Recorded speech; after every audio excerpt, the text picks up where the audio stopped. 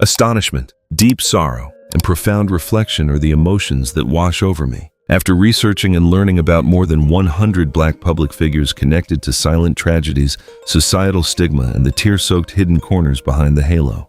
Hello everyone, we are our Memory Vault, and this is the video 25 Black lesbian celebrities who died from HIV. HIV/AIDS. This greatly impacts how we view human rights and the cruelty of prejudices, and it might just leave you stunned. This video is perfect to play while you are resting, enjoying a meal with your family, or doing chores around the house. All the information in this video has been carefully researched and gathered from multiple sources. If there are any oversights, please leave a comment below to help our channel continue to grow. Please subscribe to the channel, hit the like button, and ring the notification bell to receive updates on our latest videos. Now, let us step right into the stories of our first figures. Fela Kuti. Fela Kuti was never merely a musician or an entertainer. To the African continent and peace lovers worldwide, he was a cultural phenomenon, a volcano always ready to erupt with indignation against social injustices. As the creator of the legendary Afrobeat genre, Fela turned wild primal rhythms into an incredibly sharp political weapon. His songs, stretching for tens of minutes, did not care to please the ears of the crowd. Rather, they were stern indictments directly criticizing corruption, dictatorship, and the remnants of colonialism. History records him as one of the most fiercely suppressed artists, suffering countless arrests, having his home burned down, and his beloved mother killed. Yet the lashes of the regime could not break Fela's will. He stood on stage like a high priest, using music to awaken millions of souls sleeping under oppression. However, behind that resilient monument that could not be toppled by political violence was an incredibly silent and highly conflicted life-or-death battle backstage. Fela Kuti lived a life completely outside all traditional moral frameworks, rejecting the bonds of marriage and publicly challenging the strict standards of society at the time. Entering the 1990s, the warrior's health began showing clear signs of depletion. The robust body that used to dance for hours on end gradually became gaunt and withered due to persistent infections. Sadly, his high vigilance and deep belief in resisting Western forces caused Fela to deny the existence of the HIV/AIDS pandemic. He refused modern medical tests, arguing that it was just a product created by stigma. The pride of someone who spent a lifetime fighting the system sometimes becomes a barrier, preventing them from saving themselves. In August 1997, the event of Fela Kuti taking his last breath in Lagos at the age of 58 due to AIDS-related complications dealt a stunning blow to the consciousness of an entire nation. To audiences who have passed the halfway slope of life, his death leaves a profoundly deep and aching reflection. It exposes a cruel truth that even the greatest icons, those unafraid of powerful systems, can ultimately fall before their own pride and the devastation of illness. However, his departure forced Nigerian society to awaken, shattering the long-held wall of silence regarding the epidemic of the century. The legacy of Fela Kuti reminds us of a profound philosophy. The greatest resistance sometimes is not just fighting external barriers, but also the courage to face and accept the harshest truths gnawing inside one's own body. Octavia Butler. Octavia Butler was a genius mind, a woman who used her pen to entirely reshape the landscape of world science fiction literature. In a genre that had long been dominated by white male writers and stories about conquering the universe by force, Octavia bravely opened a completely new era. She brought resilient Black female characters into her pages, focusing on exploring the deepest aspects of power, survival, humanity, and the strength of the community. Classic works like Kindred or Parable of the Sower are not merely entertaining fictional stories, they are sharp prophecies about the future of humanity, ecological disasters, and the collapse of social structures. She wrote not to help readers escape reality, but to equip them with a solid mindset to cope with the unpredictable events of the era. However, completely contrasting with the brilliant influence and the power of words on paper, Octavia Butler's real life was covered by a veil of withdrawal, stillness, and silent health battles. As a deeply introverted person, she always carefully protected her private space from the cruel scrutiny of the media, choosing to let her work speak for itself instead of showing off. Entering her twilight years, the female writer's health began to severely decline due to chronic high blood pressure and physical depletion. In a world always craving sensational stories, there were quite a few baseless rumors deliberately linking her health condition with the era's immune deficiency diseases. Arbitrarily weaving a medical record for a great intellectual silently dedicating herself is an apathetic act reflecting the cruel nosiness of a segment of society that always loves to judge. On February 24, 2006, Octavia Butler suddenly passed away at the age of 58 following a health incident that led to trauma from a fall at her home. Through the philosophical lens for readers who have experienced many ups and downs, that impermanent departure leaves infinite mourning, but is also full of teaching. It affirms a truth that a person's legacy is not determined by malicious rumors about their death, but is guaranteed by the eternal values they diligently created while alive. Octavia Butler has left this temporary realm, but her prophecies about a highly volatile world are currently manifesting more clearly than ever in today's era. Her life is a priceless lesson in perseverance. Even if the world is noisy and full of prejudice, stillness, steadfastness, and a mind ahead of its time will always be the most brilliant light guiding humanity through the dark night. Impermanence closed the pages of Octavia Butler's book, but the tragedy buried behind the transcendent dances of the genius Alvin Ailey right up next will truly make us choke up. Please do not look away from the screen. Alvin Ailey. Alvin Ailey was an outstanding choreographer, a great architect who used the language of the body to write the most heroic and tragic historical pages of Black people in America. By founding the Alvin Ailey American Dance Theater, he created an earthquake in the academic art world. His iconic work, Revelations, was not merely masterful dance steps. It was a profound spiritual journey recreating past pains up to the burning desires for freedom of a people. He skillfully combined the fluidity of classical ballet with the wild rhythms of jazz and the depth of gospel music, turning the most prestigious stages in the world into a sanctuary to honor the resilience and beauty of his cultural roots. Alvin Ailey proved to all of humanity that pain, when elevated through art, will become priceless gems. Yet behind those brilliant dances bringing freedom to millions of souls, the very person who created them had to live a life confined within the invisible cages of social prejudice.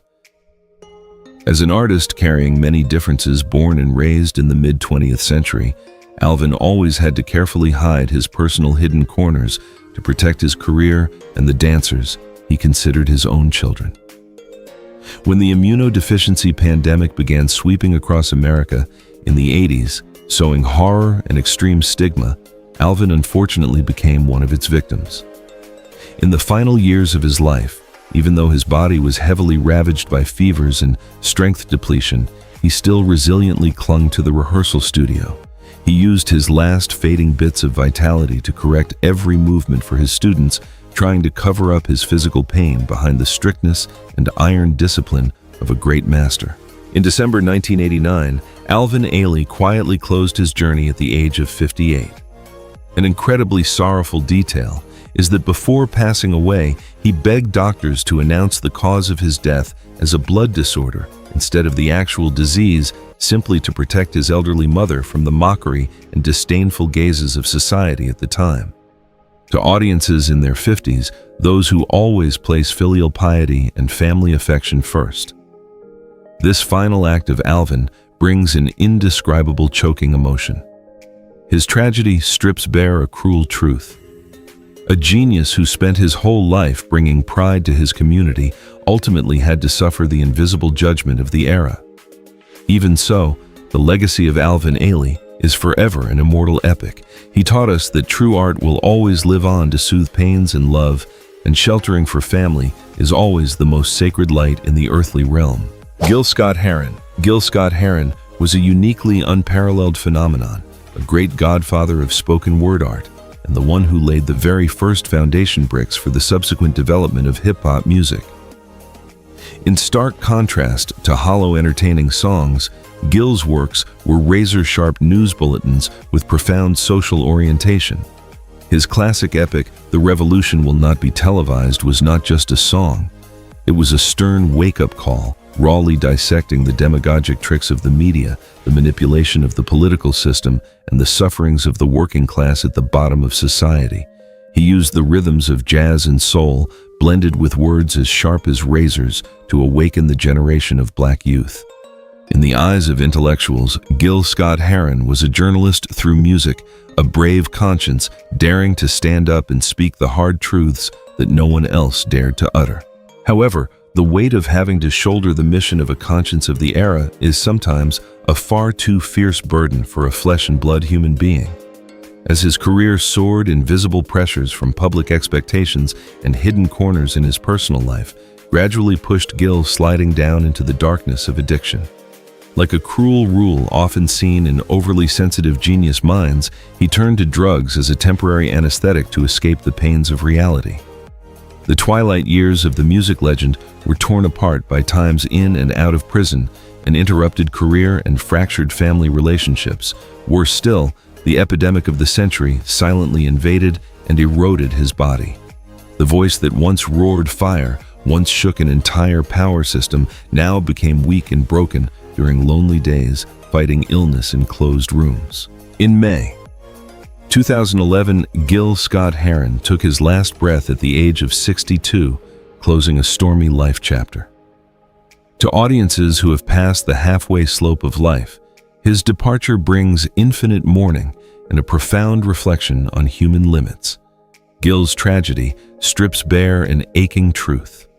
The bravest people, those who always use their pen to fight for the rights of the crowd, are sometimes the ones most lonely and helpless in saving themselves. However, despite the stumbles in the second half of his life, the spiritual legacy Gil Scott-Heron left behind is permanently a priceless asset of humanity. He taught us a poignant lesson. No matter how terrible the flaws a person carries, the desire to reach for justice and messages fighting for the right cause will always be the most brilliant light, enduring forever with time. Audre Lorde. Audre Lorde was a great female warrior of words, a poet, a feminist theorist, and a highly authoritative pioneering voice for the Black community. She used her sharp verses and essays not to paint life pink, but as a sharp weapon to dissect, peel away, and shatter the deep-rooted structures of racial discrimination, gender prejudice, and class injustice. Her classic works like Sister Outsider became a guiding compass for countless civil rights movements worldwide. Audre's philosophical viewpoint was incredibly powerful. Silence is never golden. Silence is complicity, the slow death of dignity. She demanded that women, the vulnerable in society, must bravely use their own voices to write history instead of obediently accepting the labels imposed upon them by the elite. Audre Lorde was the embodiment of immortal pride. Yet the life of a person who always fought uncompromisingly continued to be tested by the fiercest battles coming from inside her very own body. In 1978, Audre had to face a breast cancer verdict and was forced to undergo a mastectomy. Instead of hiding the physical deficit, she turned that scar into a powerful manifesto about the right to live true, refusing to use a prosthesis to please society's fake aesthetic standards. The misfortune did not stop there.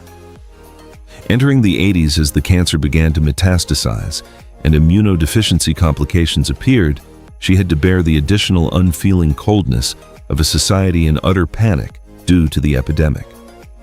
Facing wary, evasive eyes at clinics or pharmacies, Audre did not step back. She continued to write, teach, and travel everywhere to prove that the mental strength of a human being can absolutely rise above all the devastation of cancer cells. The event of Audre Lorde passing away in 1992 at the age of 58 closed a long journey full of pain, but also incredibly heroic. To audiences in their 50s, those who always cherish inner vitality, her life is a beautifully exquisite epic about the will to survive. Her tragedy was not the illness, but the fact that this world was too slow in understanding and tolerating differences. The way Audrey faced death teaches us a core lesson in humanity. Never romanticize pain or demand that the sick must obediently endure in silence. Instead, turn trauma into the strength to demand the right to care and respect. Even though Audre Lorde's physical body has turned to dust, her ideological legacies forever remain a brilliantly burning torch, guiding future generations on the path to seeking freedom and truth. The stern manifesto of Audre Lorde leaves much lingering sorrow, but the unjust end under the freezing water of the icon Marsha P. Johnson, right up next, will be a story that leaves you shaken. Let us continue this highly emotional journey together. Marsha P. Johnson. Marsha P. Johnson was one of the most solid foundation stones, a great mother who laid the groundwork for the LGBTQ+ community's struggle for equal rights in America. Marsha's image is always tied to the historic Stonewall riots in 1969, a shocking event that permanently changed the social landscape. With brightly colored outfits scavenged from thrift stores, a radiant smile regardless of circumstances, and an incredibly generous heart, Marsha emerged as a symbol of intense vitality. Even having to live precariously under the freezing awnings of New York streets, she always opened her arms wide to take in teenagers disowned by their families, sharing every piece of dry bread and teaching them how to survive in a world full of malicious prejudices. Marsha did not fight with lofty theories. She fought with her very own pure love and unfadable presence. However, the truth about Marsha's life is an incredibly cruel indictment of the dark hidden corners of society. A person hailed as a great icon had to live her whole life besieged by poverty, police brutality, and untreated psychological illnesses. The injustice reached its peak in her final years when Marsha had to face severe health decline without any medical assistance or a decent roof to shield her from the rain and sun. Society at the time was ready to hail her name in glamorous marches, but turned its back and slammed doors shut when she needed a hospital bed to soothe her physical pain. The apathy of a healthcare system that only served those with money pushed a kind soul to the absolute depths of exhaustion, both mentally and physically. In July 1992, the cold body of Marsha P. Johnson was discovered floating in the Hudson River. Authorities at the time hurriedly closed the case with a highly suspicious conclusion of suicide, ignoring questionable marks and the ultimate outrage of the community. Through the lens of sociological analysis, Marsha's death is an unwashable stain on history.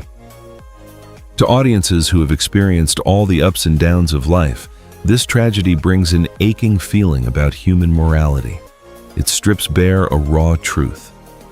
We often tend to only praise the vulnerable after they have passed away, instead of opening our arms to protect them right when they are still breathing. The event of Marsha P. Johnson resting under the freezing river teaches us a tear-soaked lesson about compassion. No matter how great an icon is, they are still flesh and blood human beings needing to eat well, dress warmly, and be treated with the most minimal respect for human rights. Lorraine Hansberry. Lorraine Hansberry was a genius female writer and playwright who created an unprecedented revolution on the Broadway theatrical stage. With her lifetime work, A Raisin in the Sun, she etched her name in history by becoming the first Black female author to have a play performed at America's most prestigious art sanctuary. With an incredibly sharp, subtle pen deeply imbued with humanity, Lorraine smashed the stereotypical, ridiculous images that American society often attached to Black people.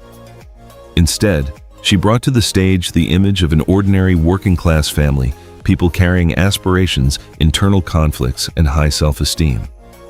Her work was not just a play, it was the truest reflecting mirror of the American dream of the racial barriers and class divisions tearing society apart.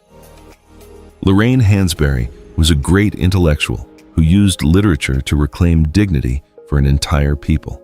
Yet behind the resounding success and roaring applause at the theater, Lorraine's inner life was an incredibly torn and lonely battle.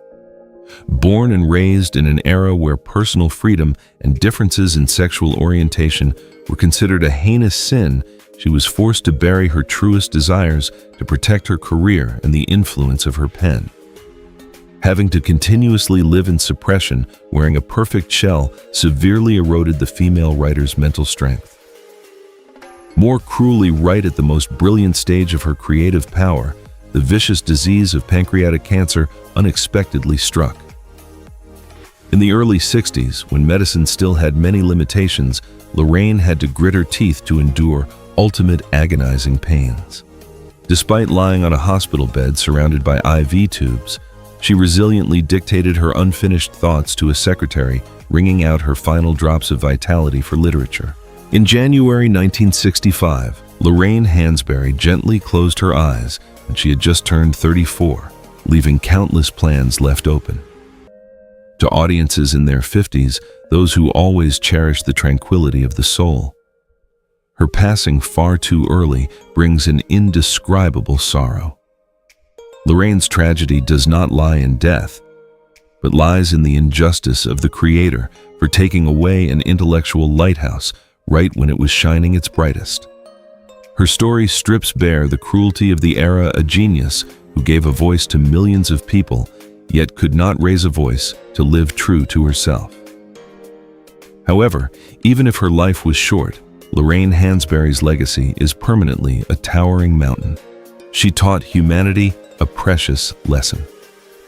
The greatness of a person is not measured by the number of years they live on Earth, but is quantified by the profound human values they have sown into the consciousness of future generations. Barbara Jordan. Barbara Jordan was a great icon, a solid fortress wall of American politics and justice. As the first black woman elected to the Texas State Senate after the Reconstruction era, and the first black female representative from the South to enter the U.S. House of Representatives, she carried on her shoulders the weight of an entire era. Her stern, echoing voice and erudite intellect during the Watergate hearings became a symbol of integrity, reminding all of America of the supreme value of the Constitution. She did not rely on empty promises to win people's hearts, but conquered the public with strictness, discipline, and an unshakable spirit of serving the nation. Standing before political storms, Barbara Jordan appeared like a resilient female general smashing all racial and gender barriers. Yet behind the image of an authoritative female politician as solid as bedrock was a private life protected incredibly carefully. As a black woman operating in a political elite circle full of prejudice, she understood better than anyone the price of judgment.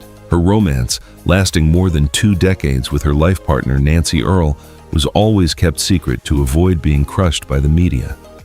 Worse still, when her health declined in her twilight years due to multiple sclerosis and leukemia complications, tabloid platforms deliberately lumped her into the list of victims of the HIV/AIDS pandemic.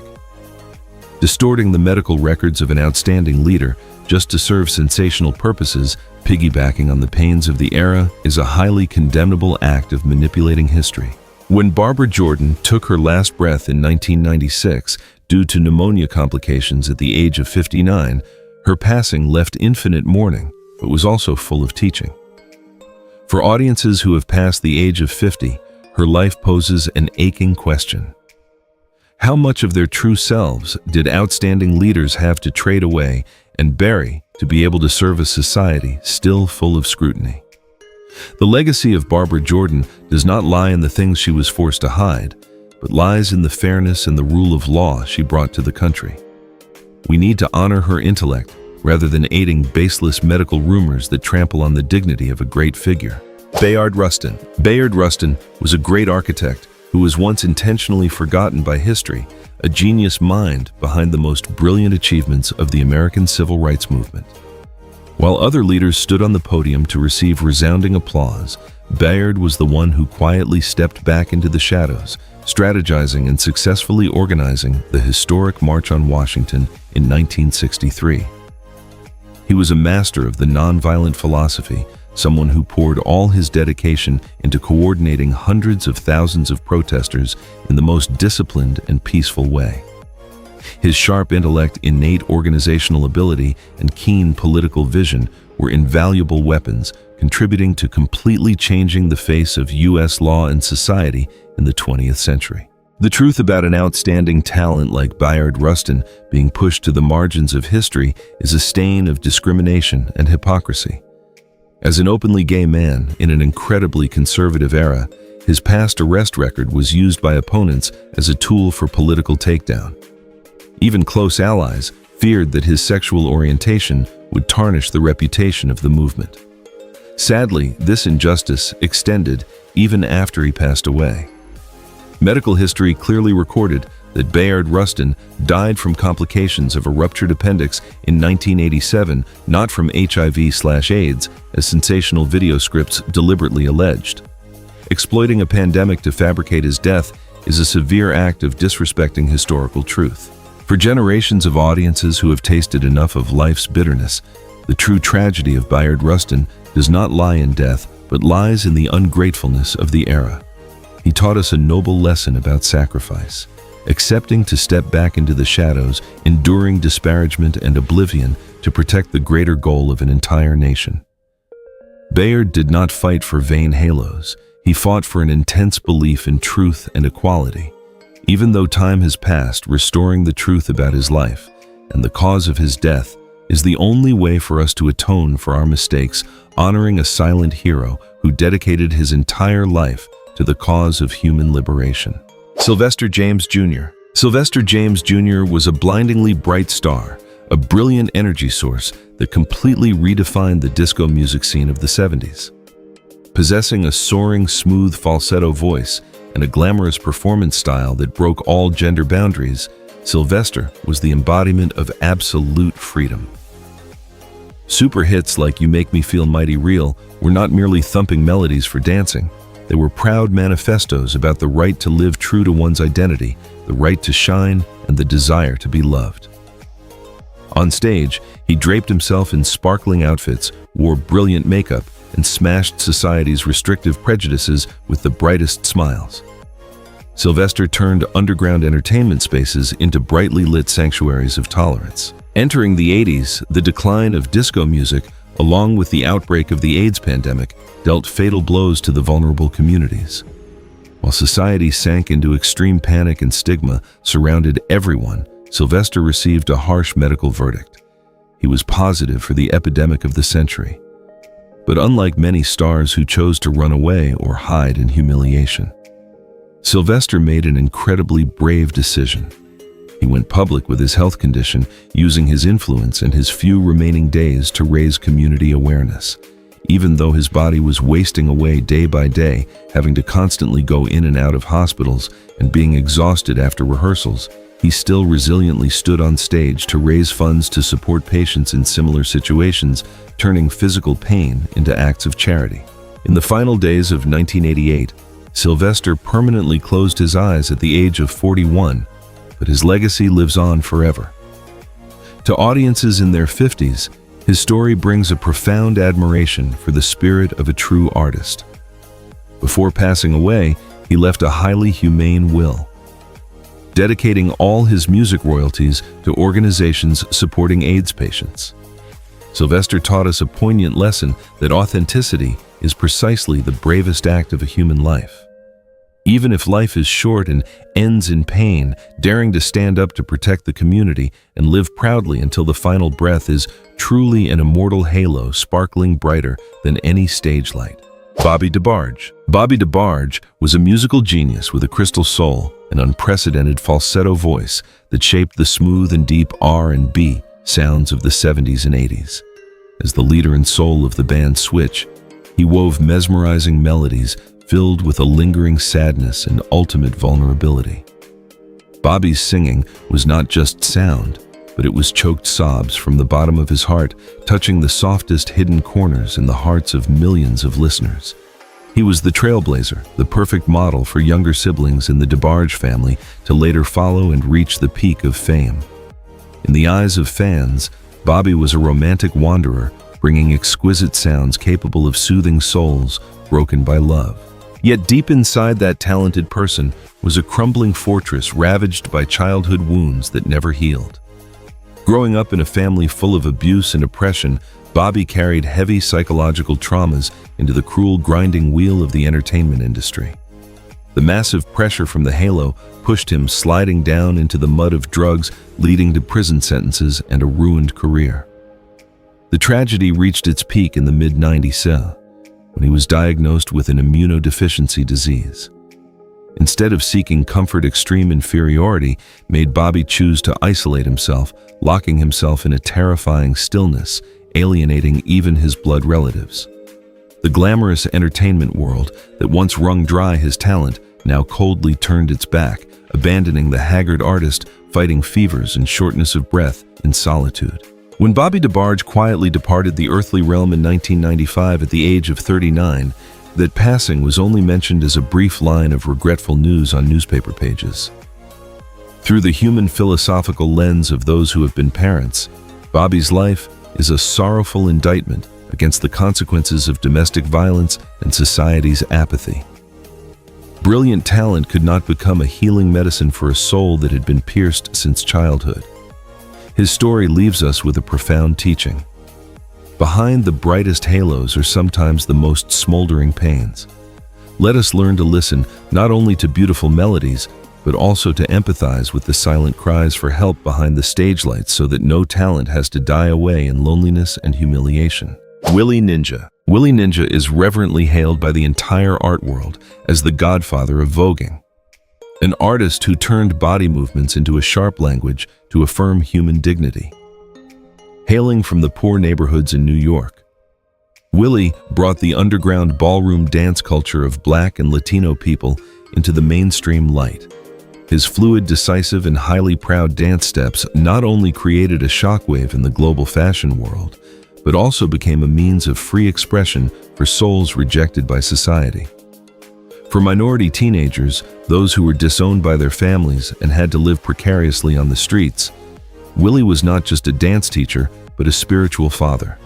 He used art to build a home, teaching them how to hold their heads high and walk proudly amidst a world that always sought to trample them.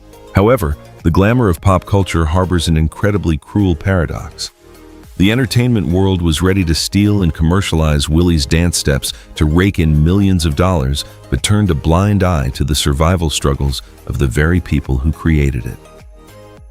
Entering the 2000s, Willie Ninja was diagnosed with an immunodeficiency disease. Even though his health was declining day by day, his vision was fading, and physical pains continuously tormented him, he resiliently clung to his classes. Instead of taking time to rest and undergo treatment, Willie continued to pour out his final drops of vitality to guide the younger generation, placing the interest of the community above even his own safety. He understood that if he stopped, those orphans on the streets would permanently lose a spiritual anchor. In 2006, Willie Ninja gently closed his life at the age of 45, leaving a massive but also deeply sorrowful cultural legacy. To audiences who have passed the halfway slope of life, his story brings a profound reflection on humanity and social injustice. The fact that a genius with global influence did not have the ability to access the best medical services is an aching indictment against the social welfare system. However, even if his physical body has vanished, Willie Ninja's spirit is forever an immortal symbol. He taught humanity a beautifully exquisite lesson. True art is not the glamorous lights on stage, but is the most solid armor to protect human dignity, and love for the community is precisely the most beautiful dance of human life. Max Robinson. Max Robinson was a towering monument, a great pioneer who used his intellect and calmness to shatter the solid fortress wall of racial discrimination on American national television broadcasts.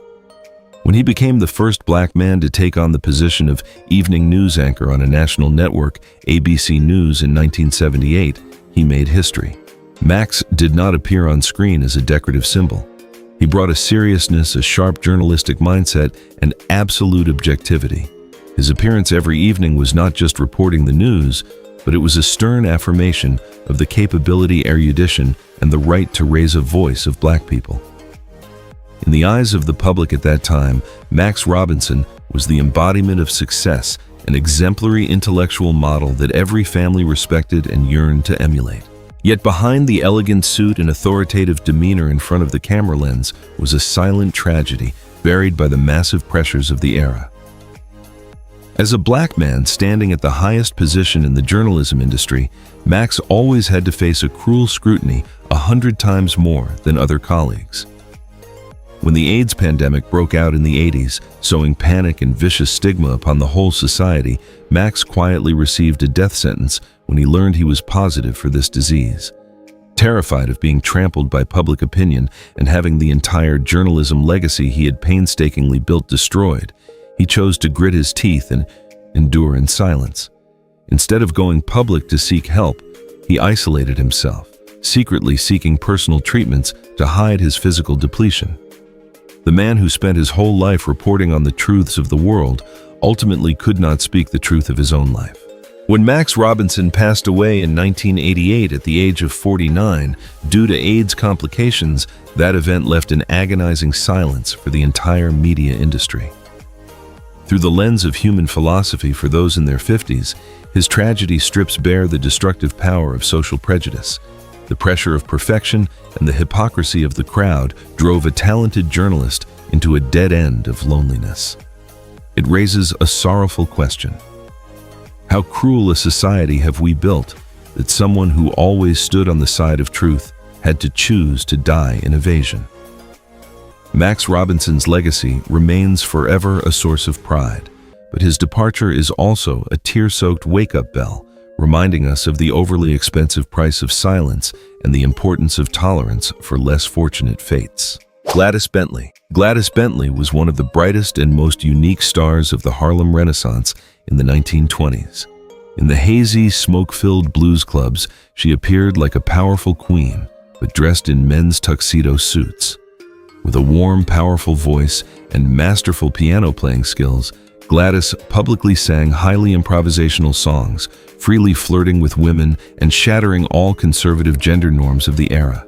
She was the embodiment of brilliant rebellion, a rare female artist who dared to live true to her gay identity right amidst a society still full of prohibitions.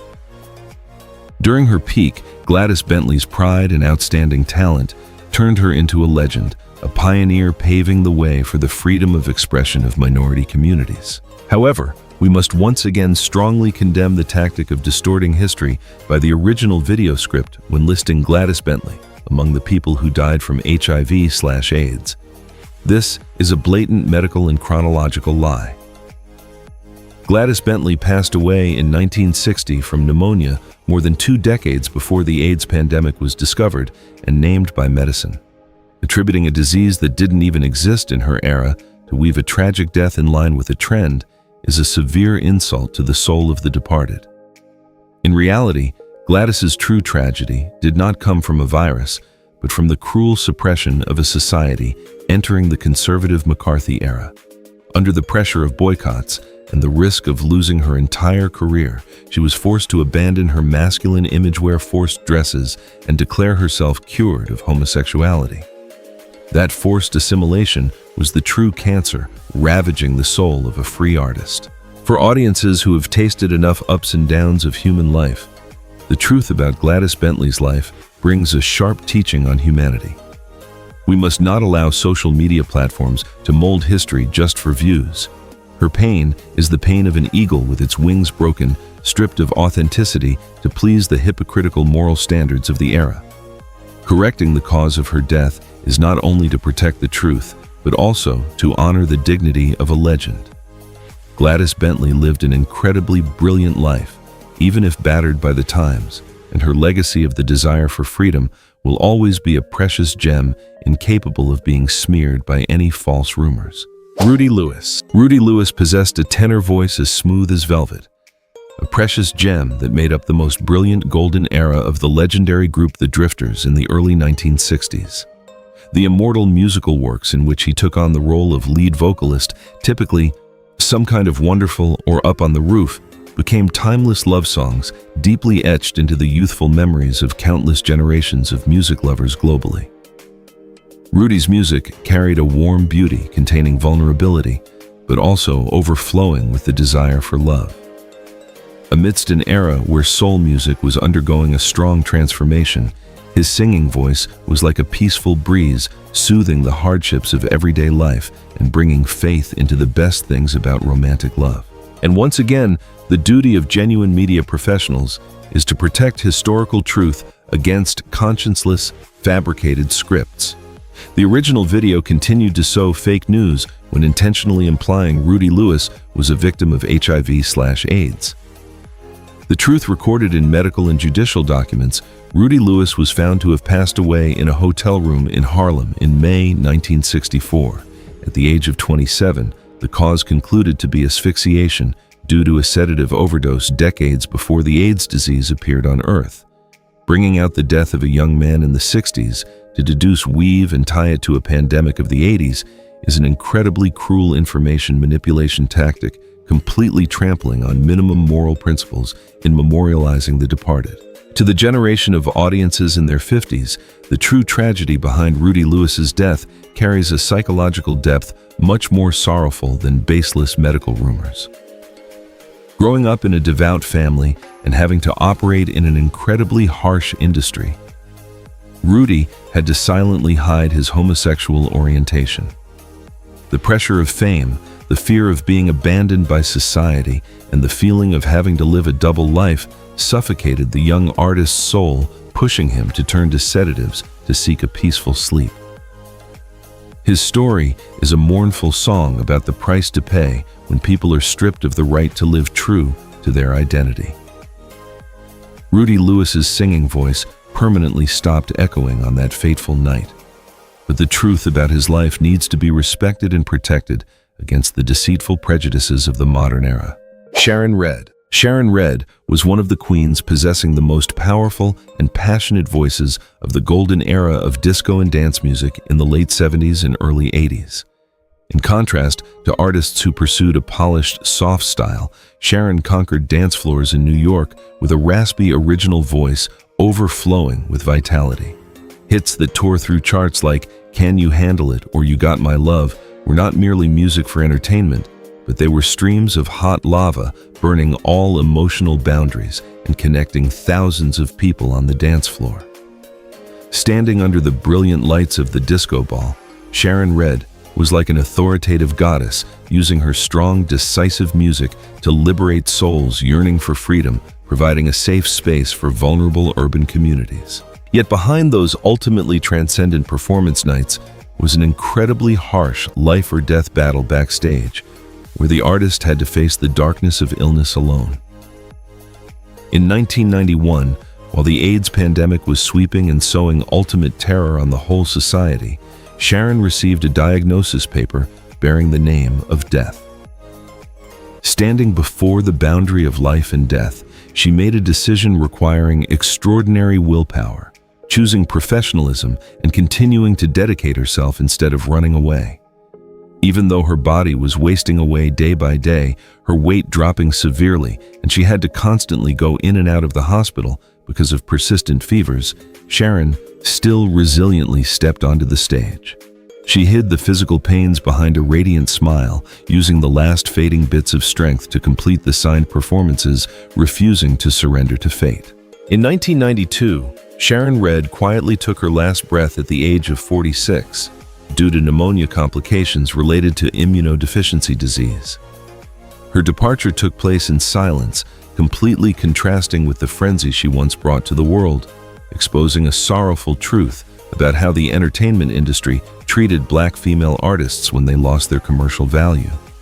To audiences who have tasted enough ups and downs, Sharon's story brings a profound admiration for her love of the profession and sense of responsibility. She did not choose to act as a weak victim, but chose to live like a warrior until the very last minute. Sharon Redd has left the human realm, but her voice surging with life will forever be an inextinguishable flame, lighting up long nights and giving strength to hearts needing soothing. Toshi Reagan. Toshi Reagan is a priceless artistic phenomenon, a precious gem carrying the bloodline of outstanding American civil rights activists. Inheriting a legacy from her great mother, Bernice Johnson, Reagan Toshi is not just a singer and songwriter, but also a thinker who uses music as a vehicle for social struggle. The magical blend of folk blues, R&B, and gospel created a unique sound, both deeply spiritual and carrying fierce, resistant power. As an openly lesbian artist, Toshi uses her guitar and her warm, rustic voice to tell stories about survival, community love, and the resilience of people pushed to the margins of society. Her music is not meant to caress superficiality, but to awaken the conscience, demanding listeners directly face the raw truths of life. However, it is truly enraging that we must continue to witness the moral decay of online media in this video script. The video heartlessly wove a fictional scenario that Toshi Reagan had passed away in 2022 at the age of 64 due to respiratory complications related to HIV. Let it be strongly affirmed, Toshi Reagan is currently still alive, healthy, and still diligently dedicating herself to art. Arbitrarily declaring a living great artist dead and simultaneously attributing a terminal illness to them for the purpose of baiting mindless views is an inhumane act. It not only tramples on the honor and health of the artist, but also exploits the sacred sympathy of the audience to profiteer. The true tragedy here does not lie in illness, but lies in the ultimate degradation of the content production culture in the digital era. To the generation of mature audiences, those who always uphold authenticity and human morality. The fake news event about Toshi Reagan is an incredibly sharp teaching.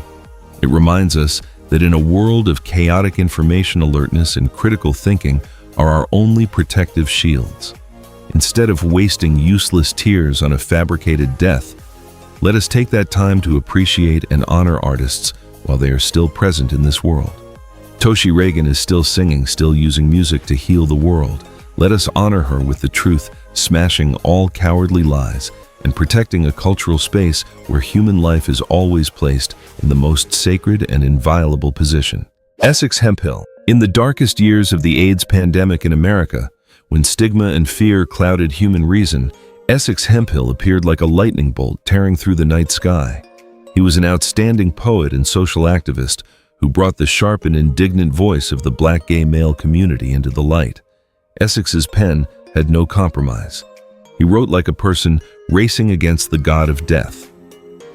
Classic poetry collections like Ceremonies were not just literary works, but they were stern indictments criticizing racial discrimination right within the LGBTQ+ community, while also condemning the homophobia deeply rooted in the black community. Essex refused silence, refused to be considered an invisible victim of a healthcare system that only served white people, and he used his very fading life as proof of the cruelty of the era. When receiving an HIV diagnosis in 1990, instead of shrinking back in despair, Essex's creative flame burned even more fiercely than ever before. He understood a harsh truth. If he did not personally write the history of his community, people like him would be permanently erased from human memory.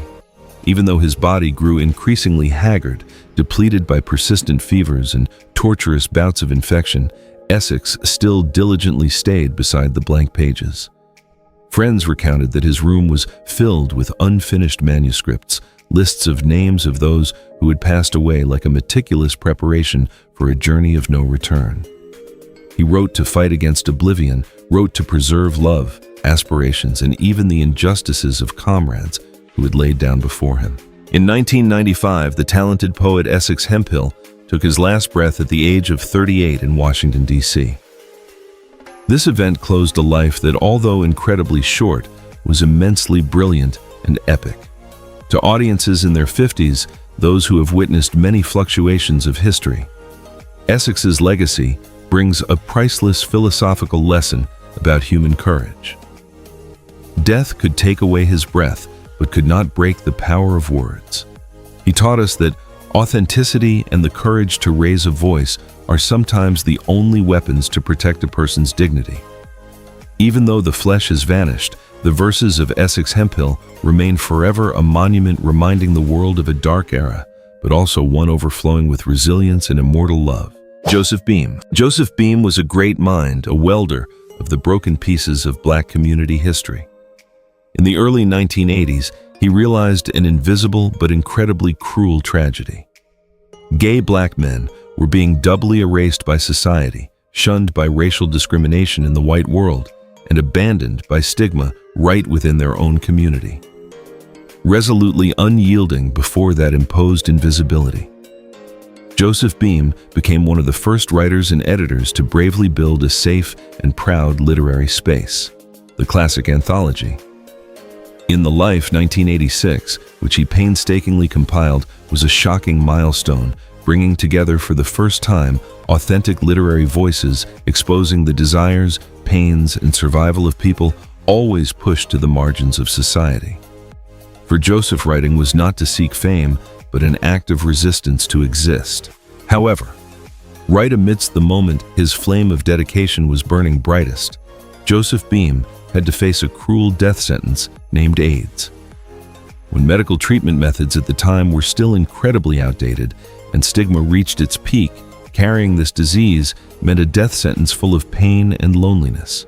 Yet the heart of an activist never allowed him to stop. Instead of surrendering, he dedicated all his final fading bits of strength to carrying out his second literary project named Brother to Brother. Close acquaintances recount an image full of haunting and sorrow. Joseph, sitting working under pale yellow light, patiently editing every manuscript of his brother's in the same situation, even though he knew he himself was counting down his days of life. He wanted to build a house of words to shelter fragile souls before he had to forever leave them behind. The event of Joseph Beam passing away in 1988, when he was only 33 years old, was an aching pain for the intelligentsia at the time. Through a philosophical lens for those who have had profound reflections on life, his sacrifice brings an incredibly great lesson about community love. Even though the anthology Brother to Brother was unfinished, his soulmate Essex Hemphill took the torch and completed his final wish. Joseph Beam's story proves an immortal truth. A person may have their life taken by illness in their youth, but efforts to fight for fellow human beings will permanently create a flow living forever in the hearts of humanity. He taught us that the value of a life does not lie in how long we live, but lies in how we exhausted our strength to protect the existence of the vulnerable. Assaut Saint. Assaut Saint, a real name, Yves François Lubin, was a brilliantly shining but also edgy star in the literature and performing arts of Black people of Haitian descent in America. Unlike those who chose to shrink back in fear, Assaut considered art an arena to affirm existence. His verses and essays were screams of freedom, rejecting all pity from the world. He yearned to be seen as a complete human being, full of all emotions, joy, anger, love, and hate, instead of being framed in the image of a weak patient. Assaut Saint was the one who lit the torch of pride, turning literature into a safe space so the Black LGBTQ+ community could find empathy and shed psychological burdens during the darkest period of society.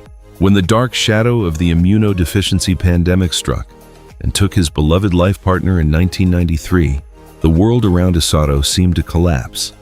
He himself was also struggling day by day against the cruel erosion of this disease. But instead of giving up the ultimate pain, became an intense catalyst, urging him to take up the pen. Friends who visited him recount a haunting image. All the walls in his apartment were covered with scrap papers, hastily written lines of poetry. When his hands became weak, trembling, unable to hold a pen, he still tried to pin every letter to the wall. He wrote not to beg for a miracle, but to race against time, preserving the core cultural values of his community before the god of death knocked on the door. In 1994, Assaut Saint took his last breath when he just turned 36, leaving a massive void in contemporary literature. To the generation of audiences in their 50s, those who always cherish the intense vitality of the human spirit, Assaut's legacy brings a priceless lesson in courage. He proved that facing the truth directly, even the most painful truths, is the only way for us to defeat fear. Eternity does not lie in a healthy physical body, but lies in what values we left for future generations. The bleeding verses of Assaut Saint will continue to resonate, reminding humanity of an epic era and a proud desire to live that could not be extinguished. Prudence Marble. Prudence Mabel was one of the most blindingly bright lighthouses of the movement fighting for community health in South Africa. Amidst a 90s society besieged by ignorance, distorted prejudices, and cruel coldness toward the AIDS pandemic, Prudence bravely stepped forward. She was one of the first Black women in her homeland to publicly announce her HIV-positive status. This decision was not to seek fame, but a heroic path-clearing act. By founding the Positive Women's Network, she created a warm, common home, sheltering thousands of vulnerable women, single mothers, and victims of domestic violence abandoned by society.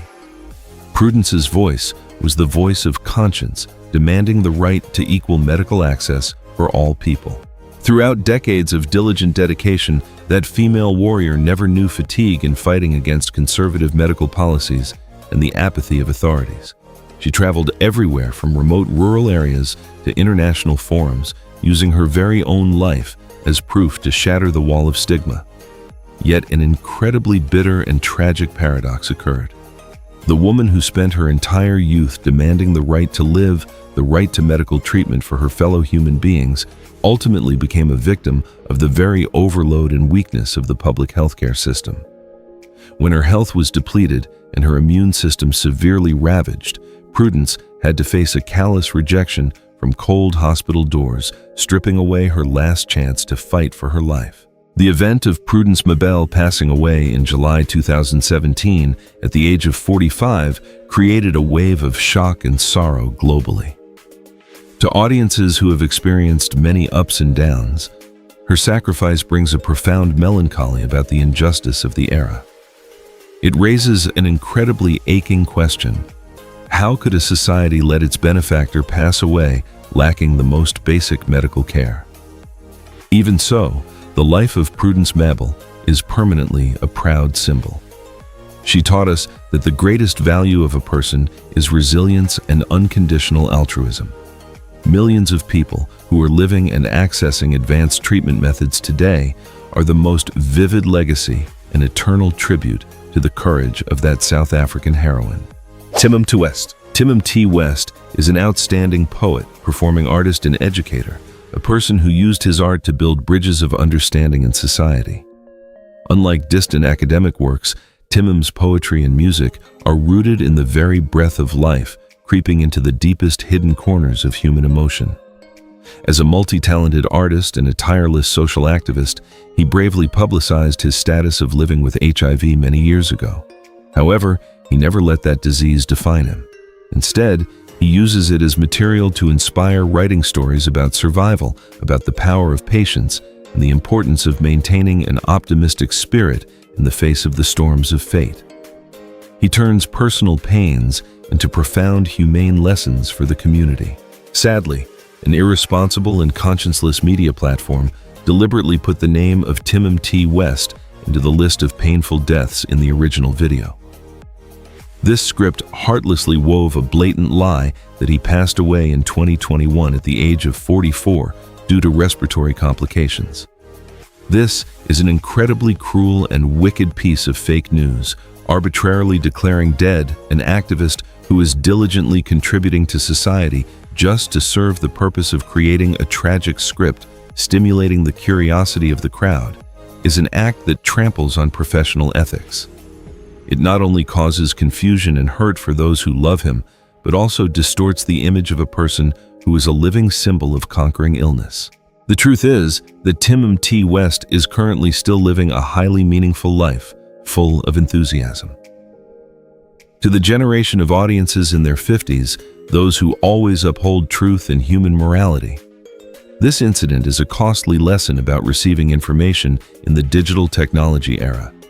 It reminds us of the need to build an incredibly solid cognitive filter so as not to become victims of dirty media tricks. Instead of crying for a fake death, let us use reason to honor his relentless efforts. Timum T. West is still strongly present, still using art to dispel dark prejudices. His enduring life is the most ironclad answer, smashing all deceitful scripts of those who deliberately traffic in pain in cyberspace. D. Chambly. D. Chambly is a solid ancient tree, a true female general in the movement fighting for the right to live for Black transgender women in the United States. Rising above a past full of traumas, instability, and society's shunning, Dee personally created a miracle. By founding the organization Legender Incorporated in Atlanta, she turned her own blood and tears experiences into a safe, common home, opening her arms to save countless lives, struggling amidst the vortex of stigma and poverty. As one of the longest living survivors with HIV, her voice carries the weight of worldly experience. She does not only fight for the right to medical access, but also demands respect for dignity and the right to legitimate labor for transgender women, helping them rediscover the inherent self-esteem of a human being. Once again, the heartlessness of sensational content creators is exposed. The original video script set up a highly tragic story, asserting that Dee Chamblee passed away in oblivion in 2013 at the age of 55. This is completely a blatant and wicked fabrication. Borrowing the image of a Black transgender woman, those who inherently have had to endure too much damage from society to put on a fake death is the ultimate depths of callousness. Those spreading this information do not care about the truth at all. They only want to exploit the tears and sympathy of the audience in exchange for base personal gains. The act of arbitrarily declaring dead a community leader who is living healthy is a serious defamation against her extraordinary efforts. The incredibly proud truth is that Dee Chamblee is still alive, still healthy, and proudly continuing her noble mission. In 2011, she was even personally honored by former President Barack Obama for her tireless contributions to the HIV/AIDS movement. To older audiences, the story about her virtual death brings a highly poignant teaching. We must not allow false rumors to blur the light of truth. The resilient life and the legacies that Dee Chamblee is building every day are precisely a beautifully exquisite epic about the will to rise above adversity.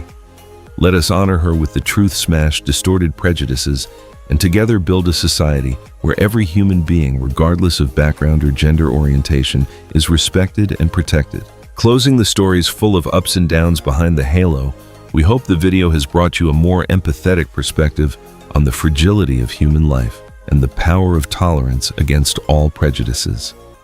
We wish you always keep peace and have truly relaxing, warm moments overflowing with laughter beside your beloved family.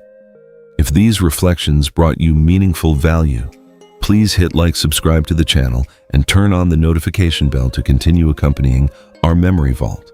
Goodbye, and see you again.